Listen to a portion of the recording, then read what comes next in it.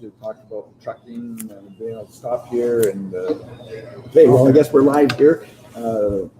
Welcome. We're here in Mossleigh at the Mossleigh Bar and Grill, and I have to come and support Casey and her employees that are in desperate situation. And it's funny, we all every day all we hear about is the number of COVID deaths, but we don't hear about those people and those businesses that are dying because of these shutdowns. Have to say I'm extremely disappointed in Premier Kenny, who on the 11th of December says, no, I understand. We've done the wrong thing this spring when we locked down small businesses. We're not going to do it again. And what was it? Less than a week later, he's locked them down. This is a death sentence to way too many businesses, to people's livelihood. And every day, all we hear is a number of COVID deaths, never the number of business deaths, never the number of other deaths in the province. And it's out of control. The fear mongering is out of control, and we need to do something about it. So I'm here today, and because we've got some patrons that are here to support, and to me, this is what it's really about. You want to know about important numbers? It's a number of people who stand up and say no. It's a number of people who send an email to Premier Kenny, to Dina Henshaw, to their MLAs and say, no, this is unacceptable. We have total respect for anybody who can and wants to isolate, but who are they to take away someone's livelihood or their business and saying that you're a danger to society? It's just despicable to me. It's wrong. And we need to stand up. And if we don't stand up for those people who have the courage to open their businesses and to support them, it's going to be to our demise, in my opinion. But one individual here that's willing to talk, and again, he's in the trucking business. I'll let him introduce himself and talk about some of the problems that his employees are having. And he's also going to talk a little bit about these new laws and regulations in order to get our Class 1 driver's license and what that's doing to the economy here in Alberta. Thanks. You want to introduce yourself? Danny. You got your mic there? Is he need his mic? He's okay. So Danny, appreciate you coming in here and supporting the bar and grill here. Tell me why you're here and what issues. I'm just here to give local establishments some support. This has always been kind of a place my truck drivers would stop at, because we do haul various commodities to the local area here. So, I want to see them open. It's a good spot, and it's definitely handy for my truck drivers to stop here if they need a meal or whatever. Staying in their trucks. You want to share the experience? I got a Class 1 license. I do plenty of driving, or I did before I went doing this full time. But what's it like for drivers at night, or when they're pulling in now with all of the closures? Well, it's, they could still get food, but they got to bring it back to their trucks. And if it's cold, and you're parked at the end of the truck stop, your food's cold by the time you get back there. And, it's just not as handy, right? It was nice for them to come in a place like this and sit down and relax for an hour and let loose or whatever, right? Yeah, it makes such a difference, and especially like for me, you think of the truck driver been driving hours and hours, and to be able to come in and have the comfort to sit down, stretch your legs, use the washrooms, as opposed to having to sit in your cab. There's not a good place. And I guess we got those super sleepers and stuff, but it's not the same as being able to come in, walk outside, and enjoy some company with some other people. But maybe, our government, and it just seems like there's this death by 1,000 cuts. I was always appalled, and again, like that tragedy with those hockey kids in Saskatchewan is a true tragedy.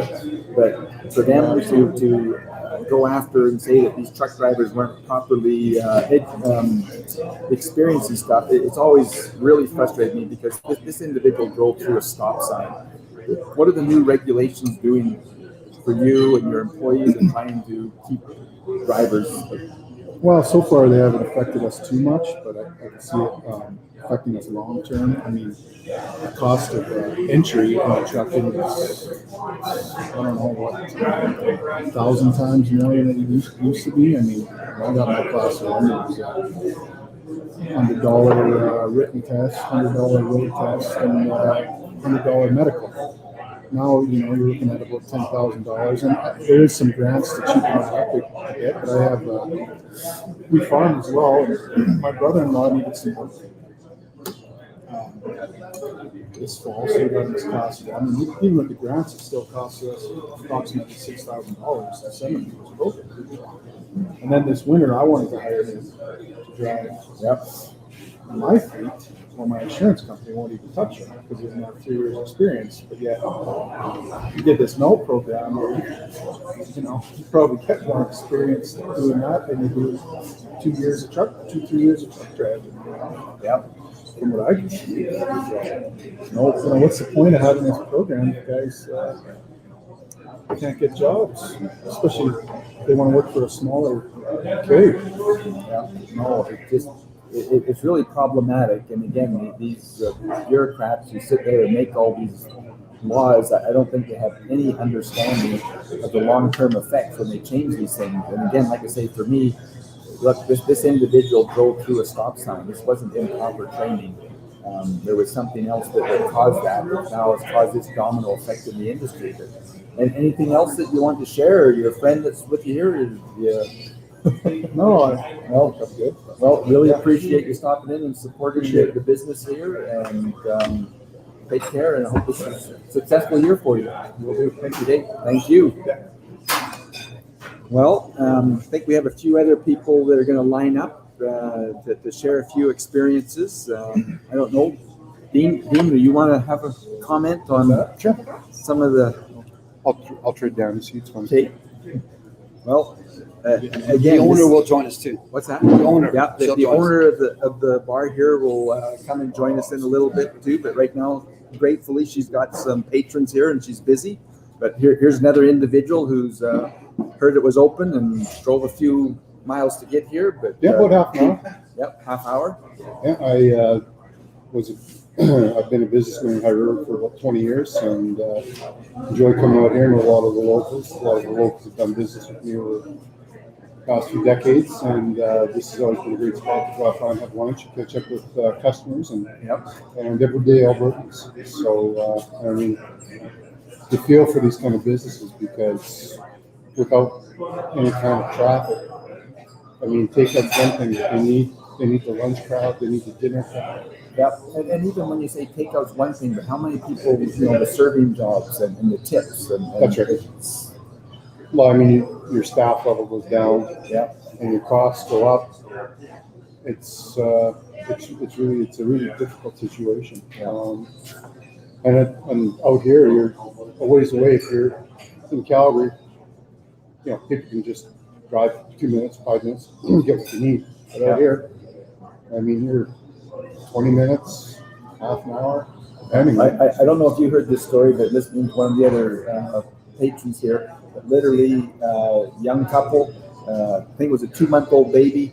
Wife wasn't feeling well. They went into the South Hospital in Calgary, and here's a mother, young child, and the husband, and they wouldn't let them in because there were 3 people. Rules say, only 2 people can come in.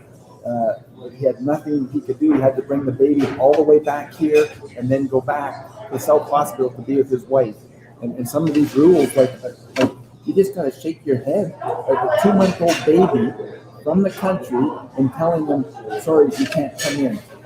Well, we just had a grandchild, actually. It was Alberta's New Year's baby, the whole province. Quite exciting. Yeah. But there was no celebration this year because of COVID.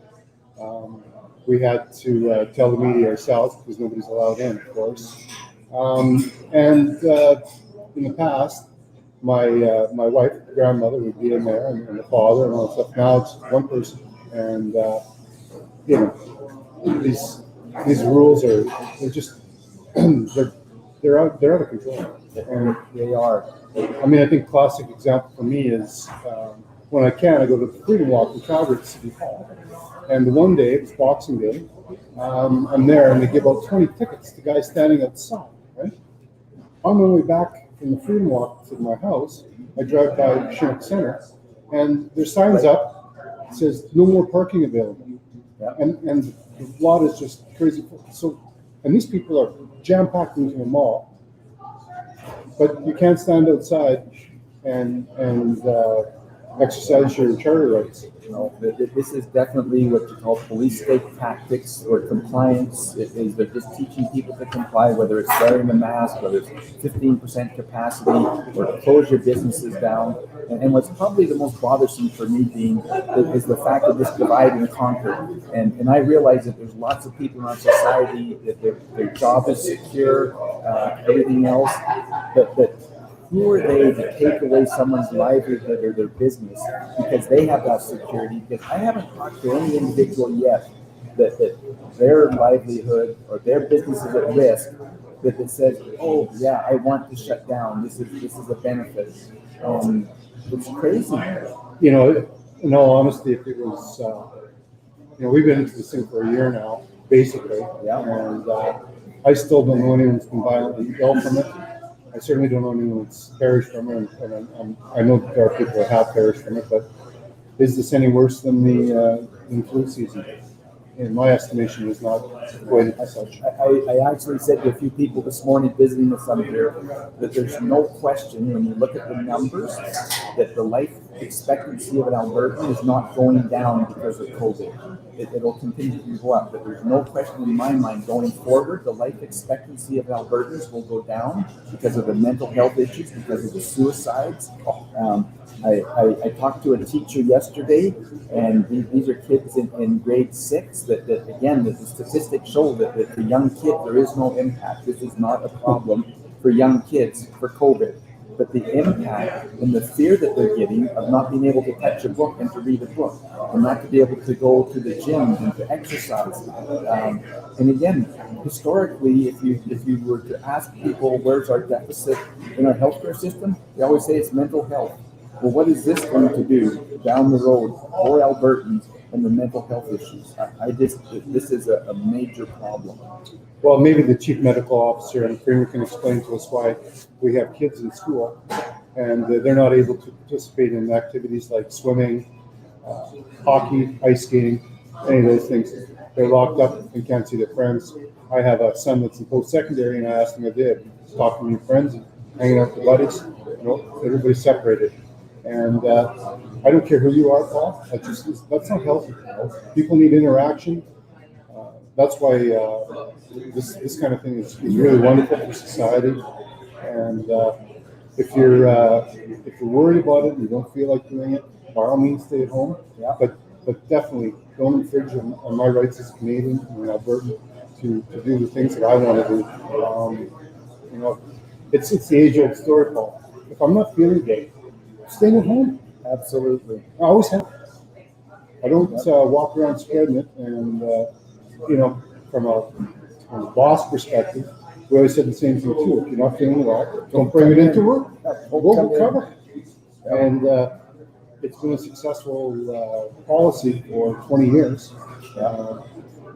It's really disappointing. It's just shocking to me how people have been persuaded to accept. I just want to say this propaganda, how deadly this is. And again, what's also disappointing to me is how much they talk about the integrity of the healthcare system.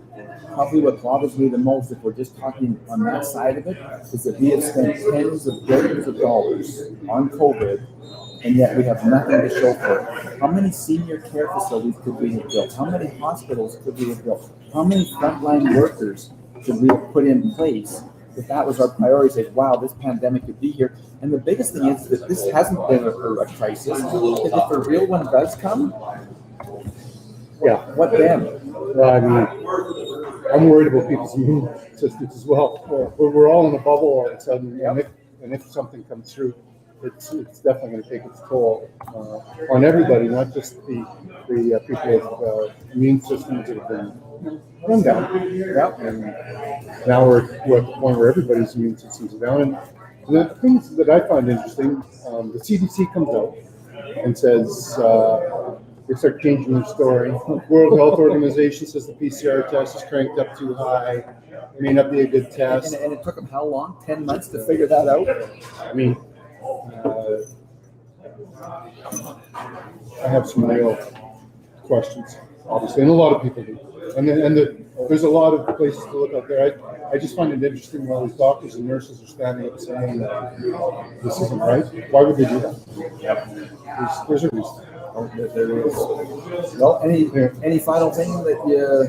No, I just hope that there'll be a bunch of these kind of situations that arise where people can come out and support and Give your, I guess, your speech on the numbers, because that's really what this is about. the numbers. Well, okay, folks, there are 4.4 million people. 4.4 million people in Alberta. Something like 600 in the hospital, 100 and change in ICU, and we're locked down. I want you to think about that, and don't think for a minute that if we wore masks. Look, we've done everything our way. The numbers haven't really gone anywhere, and this is a year later. So it's time for people to start realizing what's going on and standing up. Yeah. We're a democratic, free society, and we certainly aren't acting like it. So I want people to start questioning things, and there's nothing wrong with civil disobedience. I'm a big fan of it. I'll say peaceful civil disobedience. Peaceful, yep. Peaceful. Well, civil. Yeah. I'm not saying being. Yeah, you're right. You're right. We want to be civil, but this is a free country. This isn't China. This isn't the USSR. This is Canada. And if we have disagreements with our duly elected officials and bureaucrats they've appointed, then we should be able to exercise our rights and freedoms. Freedom of speech, freedom of assembly. That's really integral from my perspective. And I think a lot of people, I think the silent majority actually has really started to wake up to this. Yeah. And so I just want to thank you for coming out. I was surprised to see you here. I've seen you 2 3 Really, you're surprised. Well, like how many people know about it? Yeah. I mean, anyway, I keep my ear to the ground, and that we need more people coming out. Yeah. Like to me, the numbers, if we're going to fix this, is people finally standing up and saying no more.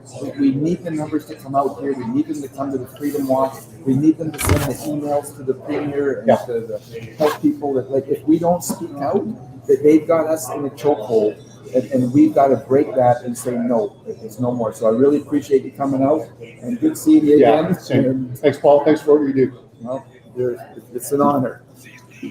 Oh, and so Dean Lees, it's on here, and I just can't say enough thanks for individuals like Dean that have come out and wanted to help. But I think Cassie is going to be able to come over here and join us. She's the proprietor of this place, and they're struggling. Their employees are struggling, and it's just wrong. Here she comes now, but let's hear her story. And there's just too many other stories like this out there in Alberta. And I can't say enough, Cassie, sorry, for the courage that you have to open up, and I'm grateful for your patrons that are coming here to help you. So tell us your story, your concerns. Concerns, like I said, I think for me the biggest thing is rules been overlooked in every decision that's been made. And not just coming from the government, coming from what is supposed to be our Alberta Hospitality Association, which should be fighting for all Alberta restaurants.